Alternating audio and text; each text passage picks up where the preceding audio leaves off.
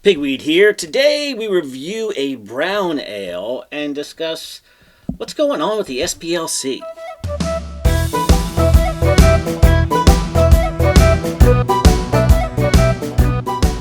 Well. Hey, good evening. Good evening. How about some beer and conversation? That's a great idea. What are you drinking? So this is a brown ale from Manor Hill. Okay, that sounds fine. So what's on your mind? So SPLC stands for Southern Poverty Law Center, and Right. it has a long history of standing up for the rights of the marginalized, the people of color, immigrants. You know, it's the people without power. Mm-hmm. And generally, and for a long time, has had a pretty good reputation, which seems to be tarnished here lately, and I'd like to discuss why. Okay, all right, very good. But I want to discuss this brown ale. Yeah, so I'm a big fan of brown ales. I'm a big fan, and I have, as a home brewer, I have most of my beer styles. I have a sort of personal lockdown recipe. I just can't seem to be satisfied with my brown ale. And this thing apparently has all of its ingredients on it. I know. Let me get a taste of this and see if this is something I'd like to copy. Yeah, get in there. I think it's pretty good. It does have a kind of a complicated flavor to it. You think? Wow. Yeah, that's nice. Sometimes they can hit the chocolate notes a little too hard. Yeah. That doesn't. No. But according to the can, it does It's like six different malts in there, Six right? different malts, but usually when they order them, to put them in order, it's from most to least. Right. So That makes sense. Maris Otter Pale Malt, would be the base malt. That would be the base malt. Right. Plus And then Pilsner, which is another base malt. Munich, which can be a base malt, but they probably didn't use too much. Specialty malts, they're not telling us that. yeah.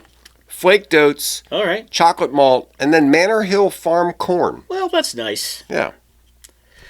Interesting. Yeah. It's got a complicated, somewhat complex flavor. I like it. It's got a earthy brown kind of a flavor to it. Yeah. No, that is really. If I could hit that, I would be excited. And but hops aren't.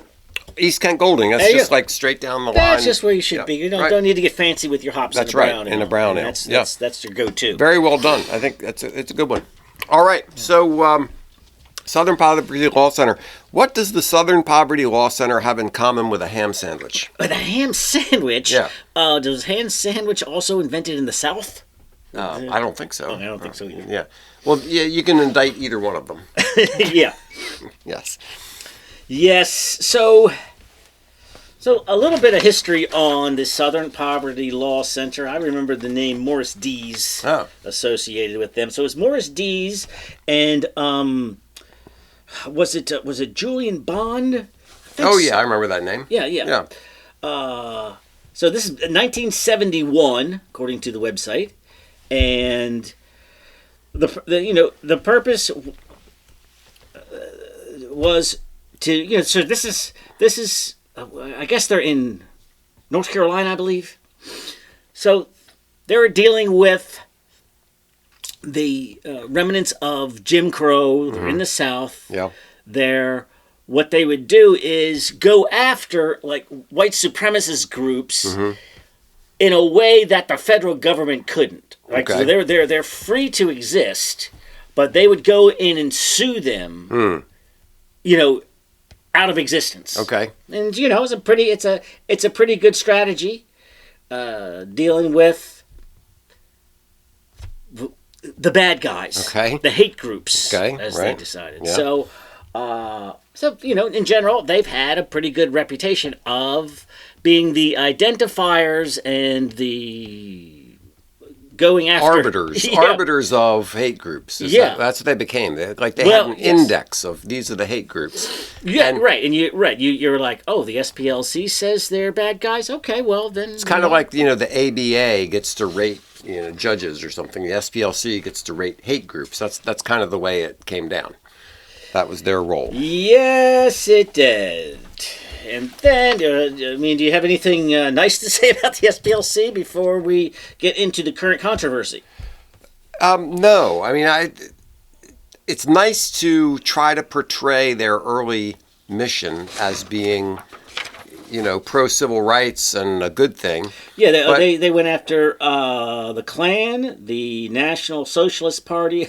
So the National Socialist Party of America is funny because now everybody Is a national socialist. they love wrapping themselves in that's National right. Socialism. Yeah. However, that actually, kids at home, that means Nazis. I suspect that they were started off with a good goal and was quickly corrupted. and had some early positive successes. Yes. You kind of sue the organization out of existence, and pat yourselves on the back, and everybody say it's described as a catalyst for racial justice in the South and beyond, aimed to dismantle white supremacy, strengthen intersectional movements, and advance the human. All right, see, now we're starting to get a little funny. It gets a little Now weird, we're starting to get a little clearly ideologically aligned. Yes. But Yeah. So, and that seems to have been the trajectory that it started off as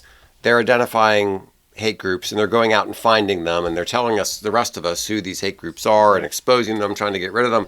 But over time, it became ideologically captured, and it started accusing groups of being hate groups that were like Focus on the Family or somebody like that. They used to call them a hate group. yes. So Yes. So in the Biden years, we started to get some curious intersection between Yes. the DOJ and the SPLC. yes, they started relying on the SPLC. So they're like, well, we're just neutrally doing our jobs as a good government agency, Yeah. and let's go to the SPLC, who are the experts on what is considered a hate group. And so, if they say that Moms for Liberty, moms who don't want porn in their libraries, Yeah. if they say that they are a hate group, well, hey, who are we to challenge the SPLC? Right. We better use our government forces to address this clearly a serious problem. Otherwise, the SPLC wouldn't have said so. Yeah, it became one of these things where everybody knows that the SPLC. The old everybody knows. It became everybody. You have to agree that they're the ones who are the determinants of this. Right, Which we don't we- have to agree with that. We but, know that. Yeah. So there's another side to it, a non-governmental side, which is organizations. Let's say you had a big corporation, and they wanted to promote charity among their employees. So they said, if you donate something or other, we'll match it. You can donate to any charity you want as long as they're not on the SPLC hate group list. Okay? Okay. So you had that kind of thing where corporations were using the SPLC to kind of outsource their vetting of different organizations. Right. And they would say this is it's kind of a safe move. We're not actually getting involved. Right, exactly. This And they don't want to. This is a reputable group that does because the what they do. corporation, that's not their business. No. They don't. It's not their job to go around and decide. But they do have a vested interest in not giving to money Nazis to or something. Yeah, right. yeah. So they do. They have to have some kind of a way to vet so that's perfectly understandable. The problem is that the SPLC became so ideological that they were calling Focus on the Family, Family Research Council, Alliance Defending Freedom, all these different groups. Moms for Liberty, American College of Pediatricians, that was against transing the babies.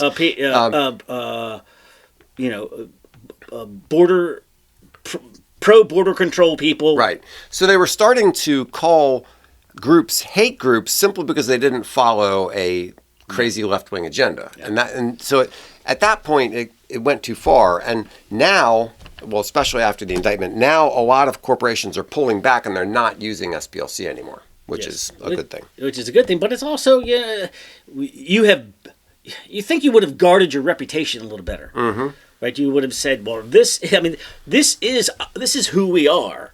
And let's not go too far because we don't want to jeopardize this special market that we have cornered. Exactly. So what you've done is you've set yourselves up as the good housekeeping seal of approval on interest, charities and whatnot.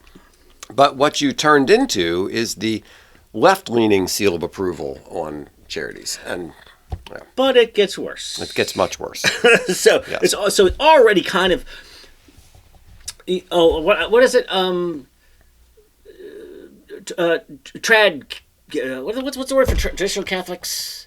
Rad trad. Yeah, rad trad. Yeah. Yeah. So now the fact that you are really particularly Catholic, that means makes you a hate group. Right. That means they probably don't like abortions as much as they should, and therefore they're a threat to something. Yeah. Or because they're traditional Catholics and they think maybe mom should stay home with the kids, that becomes a hate group. That becomes a hate group. Right. So now you've already you're stretching the definition of hate group so thin that you're already losing. Yeah, unfortunately, that's been the movement on the left for a long time. Is anything that they don't like becomes hate.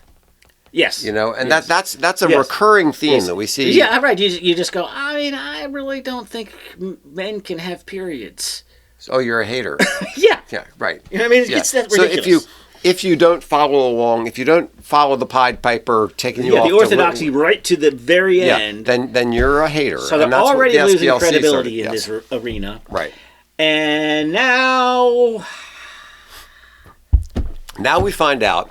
See, the problem is that the demand for hate exceeds the supply. Yes, we have the economics of racism. Yes, and what they wanted, because they have to fundraise, right? And in order to fundraise, they have to send out letters saying, "You wouldn't believe what these horrible Christian nationalists, Catholics, whatever." Let me just set up the terrible dynamics of the whole thing. Yeah. The American Bird Conservatory is there to preserve birds. Yes. But to fundraise, they must tell you all the time that the situation has never been more grave. Exactly, because they can't ever Our be job better. is to save birds, but in the 30 years that we've existed, the problem has gotten worse. Right. Which means so we've never accomplished anything. You're terrible at your job, Yes. or you're lying, or something. Yes. So just the whole nature of fundraising around eradicating a problem means that you both have to pretend to eradicate it and convince people that you're not eradicating it at the same time. At the same time, Yeah. it is a very difficult row to hoe, because you're saying we exist to stop whatever it is, genital mutilation. We're trying to stop genital mutilation. It. You wouldn't believe how much genital mutilation. Give us more money because we're bad at stopping it or something. Right, because we've been trying to stop this for all this time and it's only getting worse. Yeah, so there is that. Right, and so they're actually losing their purpose. Yeah. And because the racism that you pretend to exist to stamp out is going down, so you have to kind of manufacture it, but not with, but in the worst kind of way. Yes. So there's two kinds of manufacturing the racism that you're trying to get rid of. One kind of manufacturing the racism is just calling things that aren't racist. Yes. Right, and that's the most common one. Where you define down. Yes. Yeah. You've decided, it's kind of like, let's say you have a society to support people with I don't know, ADHD, right? Yeah. What you want to say is, gosh, there's hundreds of thousands of people with ADHD. So in order to get to those 100,000, you need to loosen up the definition of ADHD, right? So that more and more and more people qualify for having ADHD. It's the same exact thing here, where if they want to say we're fighting racism, we're fighting hate, we're fighting all this, then you have to loosen your definition of racism and hate so that more things qualify as racism and hate. So that's step one. That's step one. What's more drastic than that? Step two is to say let's find somebody who really is a hater and let's fund them. Let's actually finance the hate that we pretend to be against, so we can fundraise against it. It's like the volunteer fire department going out going out and setting fires to houses, so they can get more funding. But I guess they figure we could invest a few $100,000 to generate hate in order to get some millions to fight the hate. Right. So they spend a little bit of their advertising money to promote some hateful group, and then they write funding letters saying, "Look how hateful these people are." They will never be stopped. Yeah. Unless you fund us. That's right. And we are the we're the bulwarks to this problem. Now, all right. So that's mail fraud. What's the big? But in terms of particular incidents, what about Charlottesville? What are they saying about Charlottesville?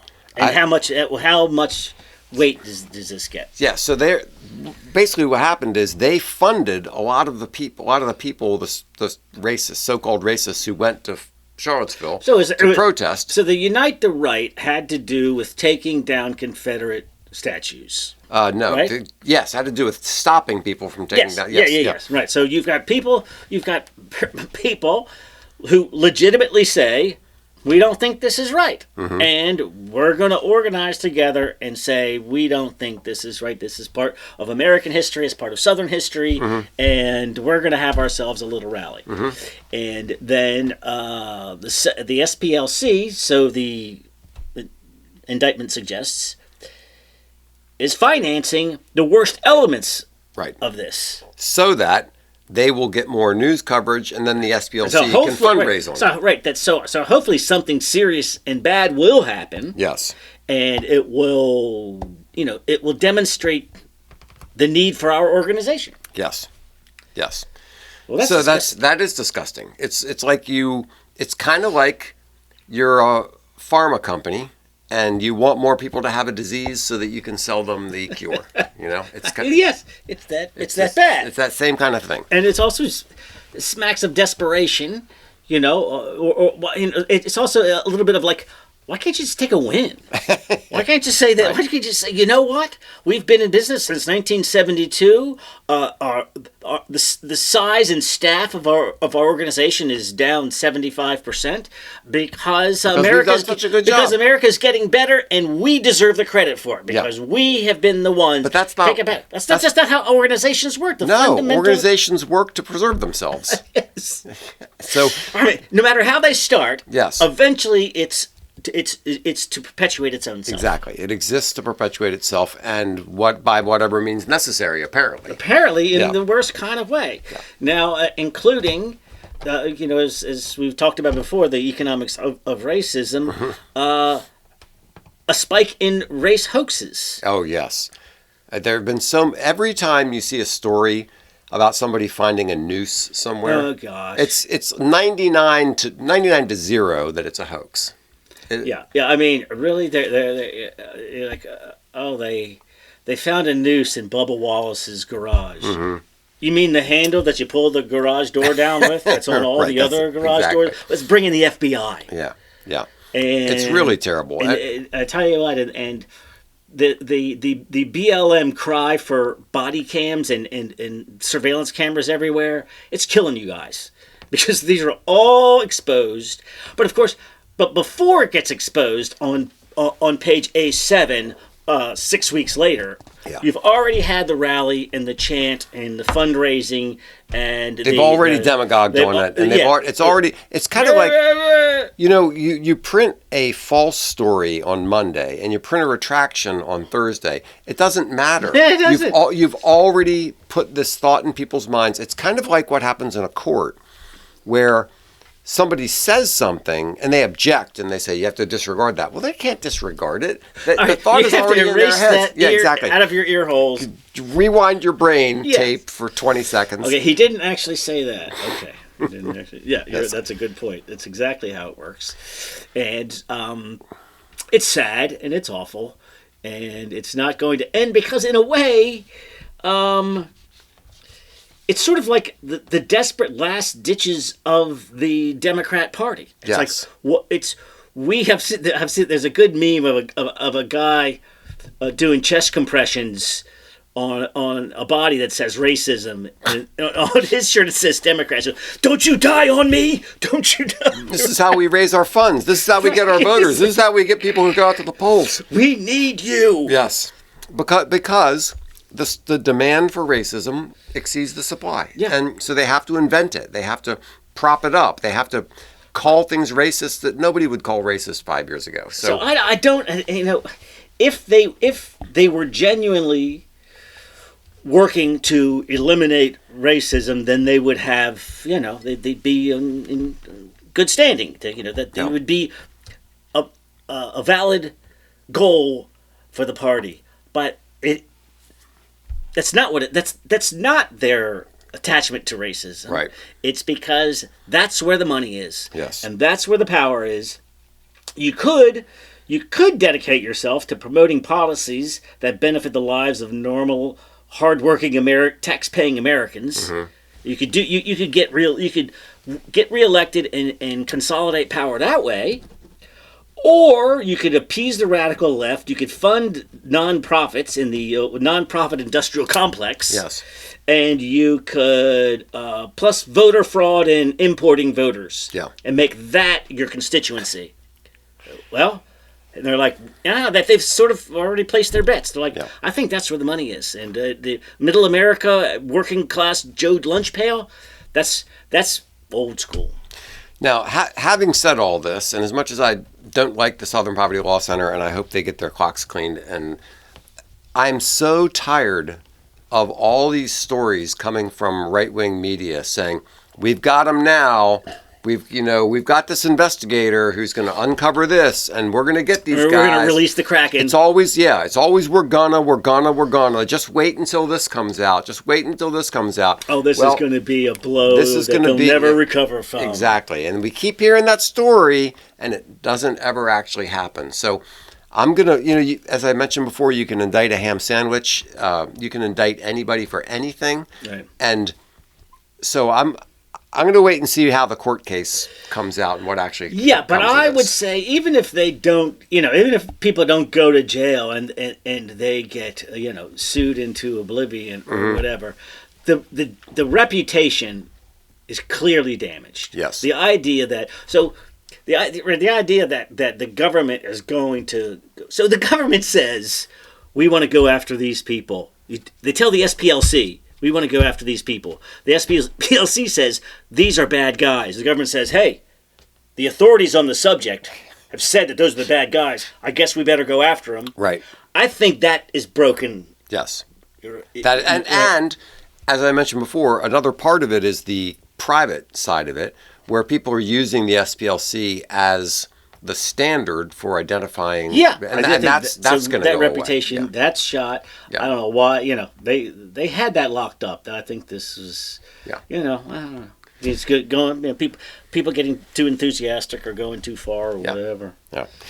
All right. So I think I'm hoping that this is the end of the Southern Poverty Law Center, because they have become just an ideologically driven. They are a hate group. They are a hate group. They're a hate group.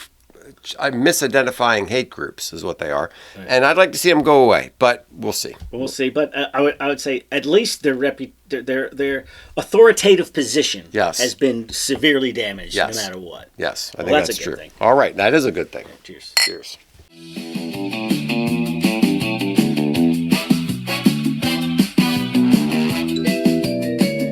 Thanks so much for listening. Be sure to like this video and share it with your friends. Blue suit in the sunshine.